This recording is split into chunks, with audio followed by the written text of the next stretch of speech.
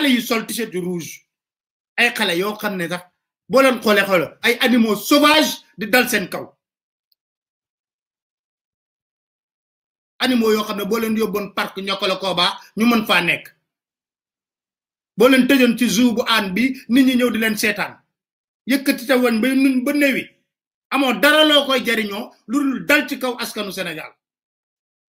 ba pare nag ñuy wax ne non c'est pas grave nañ xale nu mu demee ni non non non non faut qu'on arrête il faut qu'on arrête benn nervi bu ko kenn épargne ku jekku nervi parce que nervi bu la jekkoo toroxal la ku jekku nervi toroxal ko ba mu yëg ne la muy def tegu ko ci yoon au nom de quoi gàcce mënta weesu président de la république di dem def tournée force régalienne yi nekk fii di police di gendarmerie mu dem ànd ak ay nervi gàcce mënu ko weesu xanaa kan yow wóoluwoo sa bopp ñàkk wóolu sa bopp mooy tax gis nga boo demee ci stade aéroport Léopold Sédar Senghor bii fi parking yi dem fi parking oto yi fi ñu leen gaare boo fa demee xam nga loo fay fekk ay bus Dakar Dem Dikk fa la leen di teg bis yooyu yëpp yu baree bari ma gis ko mën a waa li bis yi lu ñuy def fii ndekete yoo booy góob yi nga xam ne ñu ngi doog a dugg la ñuy jël jox leen ay t-shirtu Macky Sall ne leen ca pour assurer la sécurité de Macky Sall ñu dugg ci biir bis yooyu dem bu Macky Sall di dem tournée ak yooyu fii ci Léopold Sédar Senghor maa ko gisal sama bopp kenn gisoon xanaa ñu jëlee ko fa démb maa ko fa gis ay bis Dakar Dem Dikk yu baree bari gaare ko fa dañ fay def ay gobi boy yi nga xam ne ñu ngi doog a commencé formation bu ñu paree ñu dugal fa ñooñu dem ci tournée Macky Sall ànd ak moom ne yaay dañuy mel ni ku diffuser wu pour assurer sa sécurité lu ñu xaar ci police ak gendarmerie ku ne gis ngeen mais attends c'est extraordinaire des nervis armés dajji kër gis ngeen ko ci pendant les manifestations dajji kër yor pistolet Macky Sall ba muy wax ne dootoo leen ma bett te yónni ay nitam ñuy ratatata te nit ñëpp dañoo làqatu woon dugg ci suuf table bi lii la doon préparé laa wax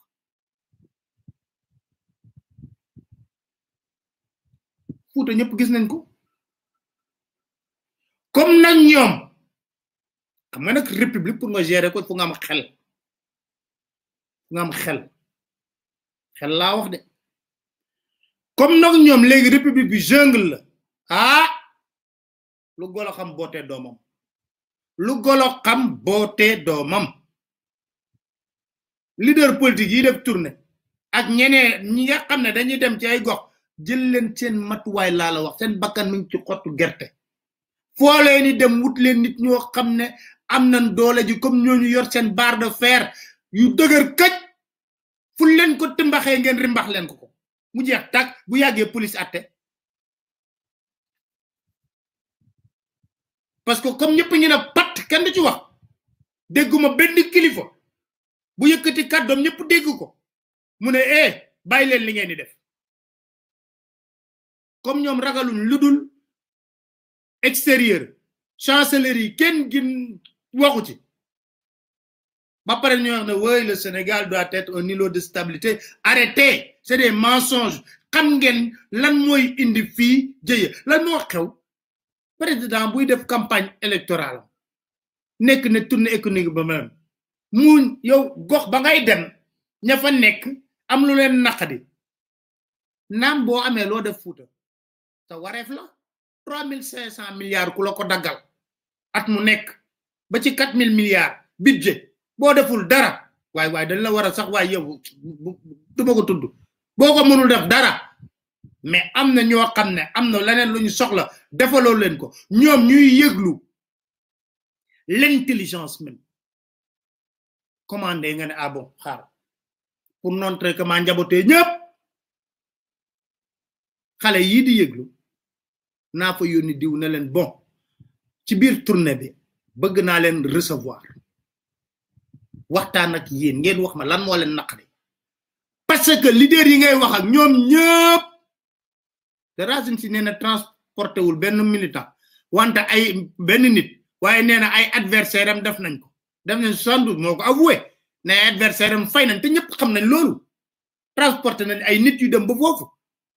pour lan accueillir le président de la république waaw président bu defaroon Fouta bam na boy Matam ak Podor dina boy dina soxla ay nit yu war a déplacer wu pour accueillir ko sur place ku muy nax boppam ku muy nax boppam. C'est une honte de voir un président de la République entouré de nervis. Ku nek nak comme gis ngeen numu démé ku nek na préparer bopam la wax ku nek na préparer bopam ba mu mat sax leader bu fi dem tourner dama né leader bu fi dem tourner sa cortège soral ñu attaquer ko buñ ko attaquer na nga wut nit ñu mat seuk ñu ne cirip coota bi dàq ñu ko attaqué labbali leen ba nooy net ñu xam ne defante yomb naa def nervi bu fi def loolu nit ñu fexe ba xam sa kër lakk sa kër looy wax doo lor sa njaboot photo nervi yaa ngi nii di circuler ci ñëpp ko gis vidéo yi ñëpp ko gis ñu xam la wóor na ma sa waa seen waa kër xamuñu ci loo nekk xale yi def expédition punitive dem sa kër lakk ko wala faagaagal kenn ku sa kër looy wax doo lor sa njaboot animaux sauvages discours fumisterie boobu ñuy wax man bokkuma ci non bokkuma ci te duma ci bokk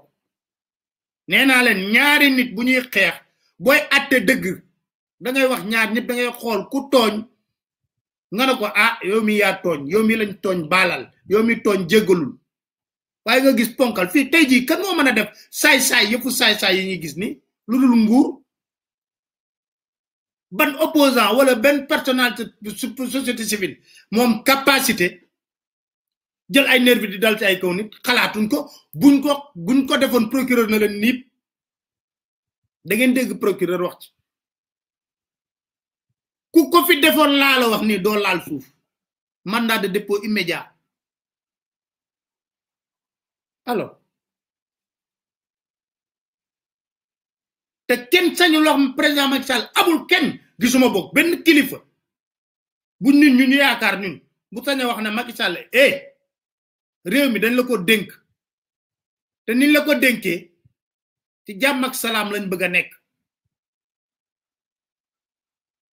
sa nit ñi nga recruter ñu nekk ay bàyyima di daan di dal ci ay kaw nit day jeex tu n'as pas le droit de recruter des nervis pour bastonner le peuple sénégalais amul droit boobu dañuy xaar nag ba réew mi tàkk ñaanuñu ko yàlla ba réew mi tàkk ku nekk bëgg a wax non jàmm lañ xam jàmm lañu kii xam nga loolu réew mi lépp mën na ko jàmm mais lii sooke lii taal réew mi ñu ngi koy gis nii jaxaran kenn du ci wax ñi ngi gis jaxaran lii taal réew mi mais kenn du ci wax ñun ñii ñoo ci wax de te yàgg naa leen wax di ko bamtuwaat di ko bam ku artuwul di nga àtte te dinañ àtte waat parce que kenn du nangu lii defu saay-saay yi ñuy def ñu nangu kenn du ko nangu te nag bés bu réew mi jógee ba fippu dootu ñu déglooti kenn doon déglootu kenn parce que dañ ci sonn tay damm Macky Sall di def lu ko neex ay ñoñom di def lu leen neex di recruter nit ñi door nit ñi di gaañ nit ñi kenn du leen wax massa kenn du wax arrêté lii ba ëllëg ak sibir réew bi jóg réew mu fipp dafa xaj ci nguur balaa may dee ñu wax ne waaye jënd na arme mais na jënd arme nucléaire contre le peuple sénégalais xeexoo bu métti rek moo fi na raam te bu demee ba métti luy tooy du jóge ci askan bi naam di nga rey te xam nga Macky Sall moom rey du dara ci moom 15 yi ngeen wax yëgalu ko yaramam mën naa yegg ba 100 dem leen ngeen gis bi suñu stationné Léopold Sédar Senghor grave pub di leen jox ay t-shirt Macky Sall ñu sol ko bu mu fees dell ci bis yooyu ànd ak cortège Macky Sall su demee ñu ne non dañ leen di pour assurer la sécurité de Macky Sall Macky Sall kenn soxlawu ko jege wala laal ñun amuñu culture boobu Sénégal président dañ koy ormal jox ko cër nañu ñaan yàlla na cër ak orma bi nga xam ne moom la ñu yëkkati jox ko moom ci boppam mu xam ne askan wi gor lañ pire ñoo ma dénk liñ may dénk bu duñ ma gën a gore waaye nag boobu da ngeen xam Macky Sall dafa am yoo xam ne mi ngi ci moom te baaxul ci kilifa rancune revanche sanguin impulsif xoolal Macky Sall boo waxee moom sax léegi bu mere léegi nga gis ko xoolal ci biir campagne bi et puis c'est tout vaccin yaa ngi nii boo den vaccin ma jël ko may ko mbata ku ko jëndoo ko say waa kër kenn jënd ko ci nga ne vaccin yaa ngi noonu ko man duma gis brassard rouge léegi rek changé na nee na boo leen mere takk leen seen brassard rouge man duma gis brassard rouge man mbiri ma li ma waxoon dootuma ko waxaat yenu seen kaw dóor ci suuf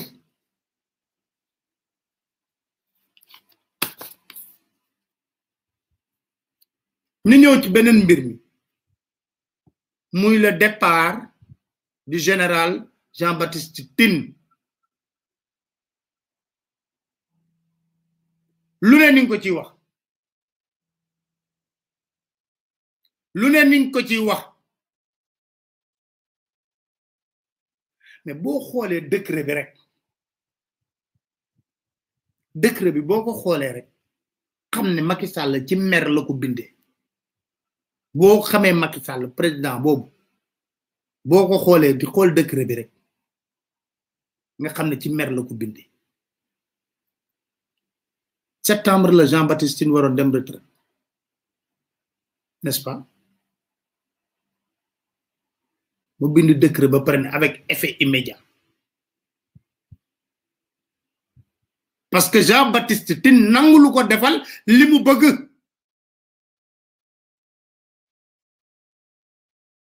mais kenn gënu xam Jean-Baptiste Tine Macky Sall y a une histoire entre ñoom ñaar Jean-Baptiste Tine ba muy xam Macky Sall traversé désert la nekkoon c'est son épouse Seynabou Kor journaliste RTS mooy jabaru Jean-Baptiste Tine ba Macky Sall nekkee premier ministre Seynabou Kor moo nekkoon conseiller en communication Seynabou Kor Macky Sall ñu nommé ko fii président assemblée nationale Seynabou Kor ànd ak moom seen laale métti lool moom diggante Wade ak Macky Sall Wade jëlee ko fa ba mu ko fa jëlee Seynabou Kor ànd ak ngorom waa RTS mettre ko au frigo boobu Jean-Baptiste xam nga ci li mu nekkoon moom boobu mi ngi doon servir Nations Unies ONU la doon servir ñu jox ko ay opération yu garaaw a garaaw mu réussir ko avec brio papam colonel la woon papa Jean-Baptiste colonel la woon papa Jean-Baptiste colonel la woon autrement dit le sang républicain dafa nekk ci ñoom Jean-Baptiste moo yoroon GIGN man ba may def immersion li may wax nii dem leen ngeen xool am na benn mois d'avril boo xam ne avant le 4 avril ba ma nekkee 2 heures dañu doon wax ne pour ngeen jël ay corps d'élite ngeen def ci ay kii man maa defoon immersion biir GIGN loolu ñi nekk GIGN xam nañ ko dem xool ñu xool na la ñuy arrêté ay terroristes ak yooyu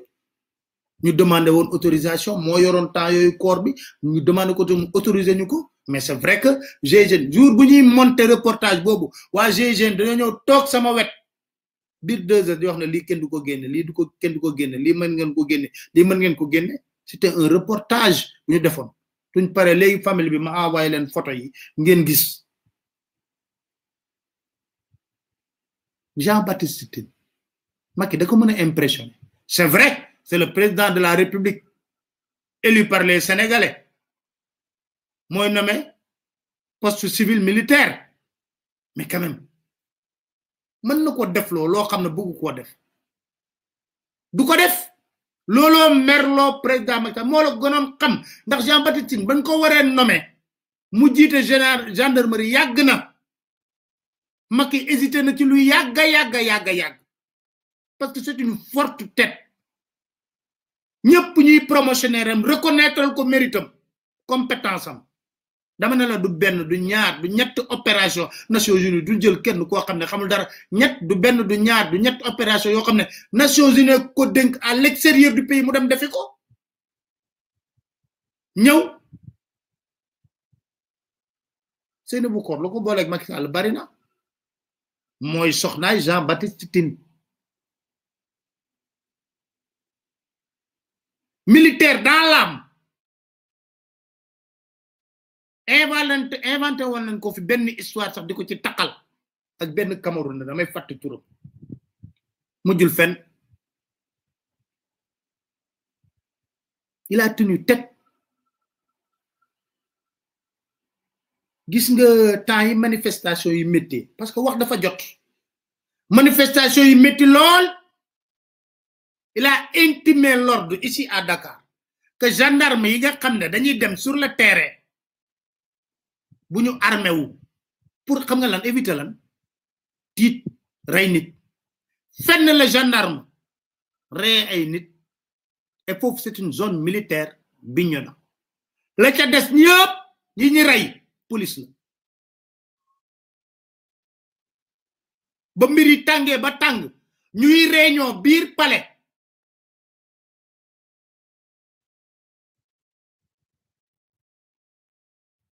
dafa am terme bu mu wax ça n'a pas plu à Macky Sall pause évaluation donc monsieur le président vu la situation il faut ñu pause évaluation xool maîtriser la situation ça déborde une pause évaluation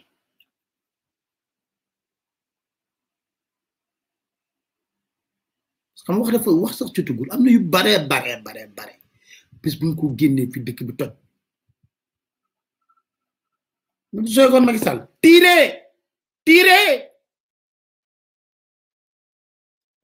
la police n'avait même plus de grenades lacrymogènes pendant les manifestations moo tax ñoo ëpp lu ñu rey gendarmerie moo leen jox grenade lacrymogène gendarmerie moo jël ci grenade lacrymogène jox police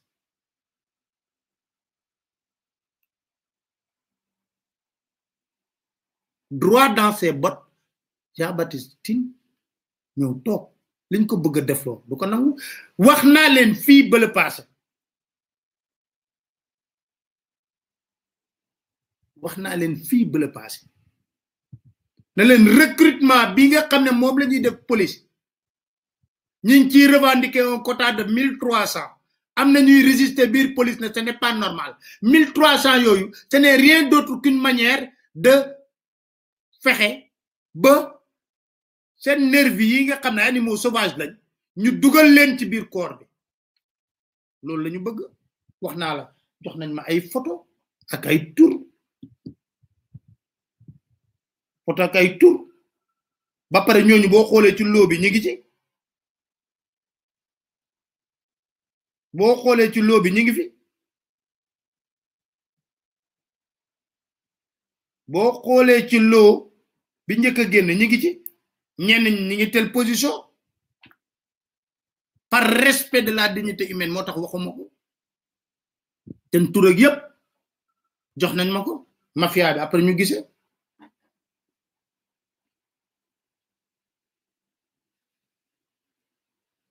il a tenu tête au président de la République parce que xam nga les gens ne savent pas xam nga quand tu penses que yow yaay République te yow dañ la compal ci République certes yaay nommé pour civil et militaire mais dañ la compal jox la doole jooju ñu jox la doole jooju armée La gendarmerie fait partie de l'armée. Armée, police, gendarmerie, ku nek da nga am wareef défendre le peuple sénégalais.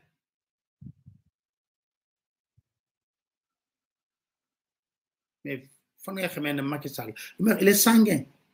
rancunier, revanchard. Parce que am na recrutement bu wara am gendarmerie mo gëna xamato ne Jean-Baptiste Tine du nangu mukk ñu jël ay nervi du ko dugal ci recrutement gendarmerie.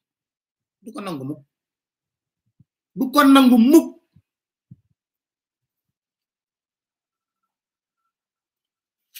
Du ko mësa nangu. Parce que nak Macky Sall neexul ba neexul. Quand même, impressionné, je te dis, il peut nommer Jean-Baptiste Tine, mais il ne peut pas l'impressionner quand même. Xamante nañ bu baax. Wax naa leen fii ne il avait intimé l'ordre ne ba gaay di génn gendarmerie mu leen bu kenn armé wu.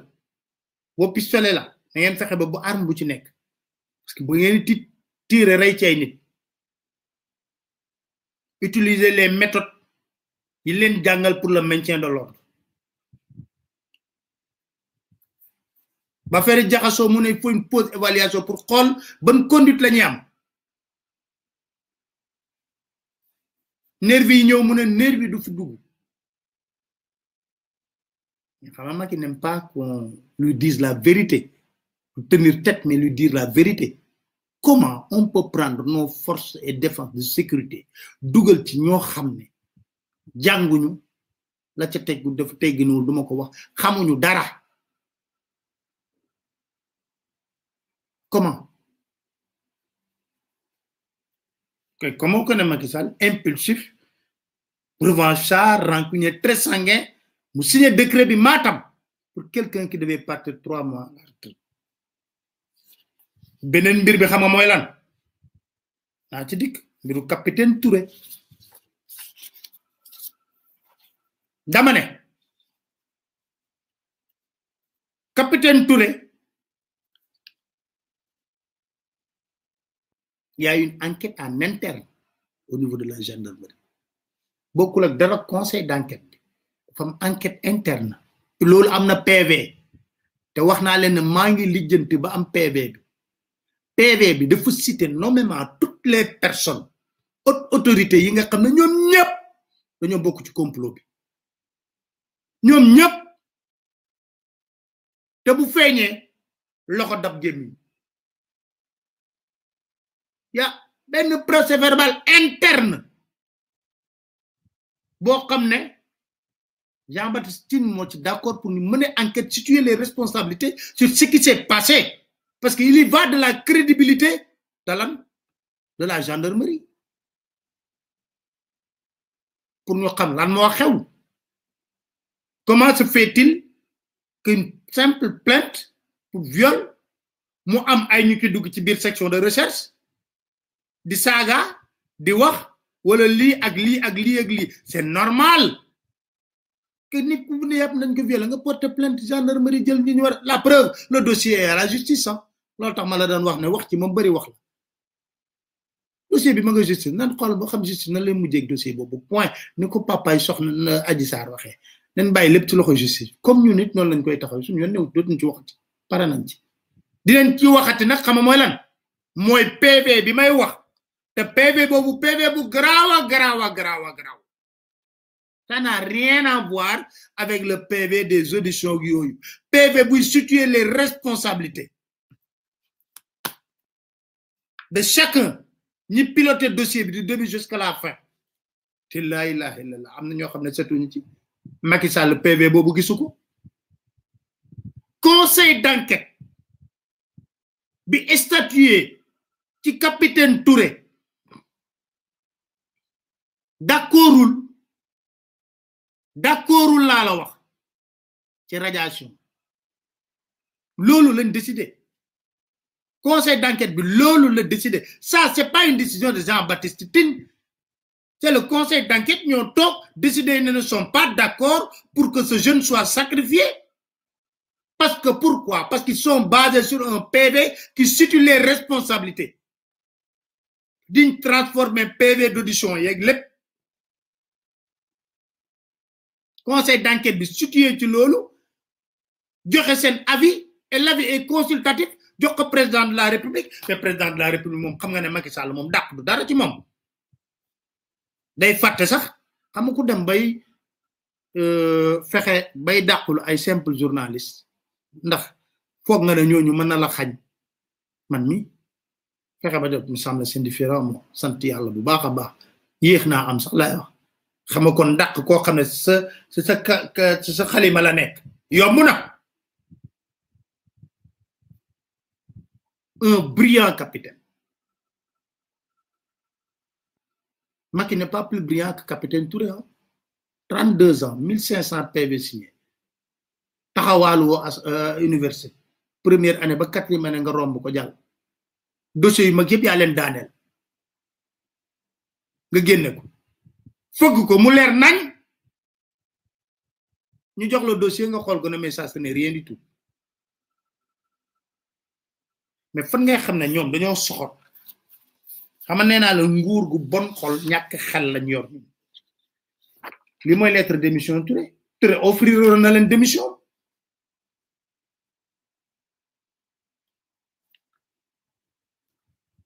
le capitaine Oumar Touré matricule A officier adjoint à la section de recherche à monsieur le président de la République du Sénégal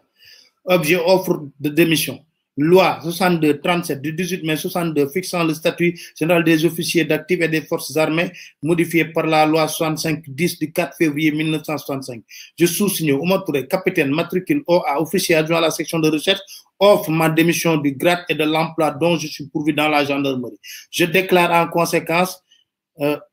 renoncer volontairement et d'une manière absolue aux prérogatives attachées à sa grade et à cet emploi et demande à me retirer à mon domicile suisse à Kounou Dakar. Xana ko waxon na kay day démission mais duñ ko def xam buñ ko defé lu tax duñ ko nangul démission bi gatché la ci ñom et ils te disent que c'est une bombe parce que capitaine Touré nak était au cœur de l'affaire xam na ci lu bare bari dañ na wu boy bi boko bayé mu dem bombe la xana ko non day démission nga né non faut ma wan ko sama doolé ma koy radier conseil d'enquête bi dafa statuer tok wax ci capitaine Touré na len non le gosse dans ce dossier même s'il a fauté purgé na peine waruñu ko radier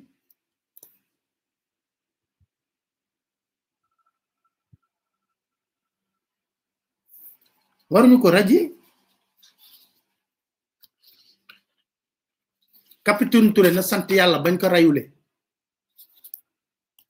leer la la capitaine Touré na sant yalla bañ ko rayulé ba muy dox ak bakkan na prudent lol timit na prudent lol la preuve jour bu mu woté né mi ngi dem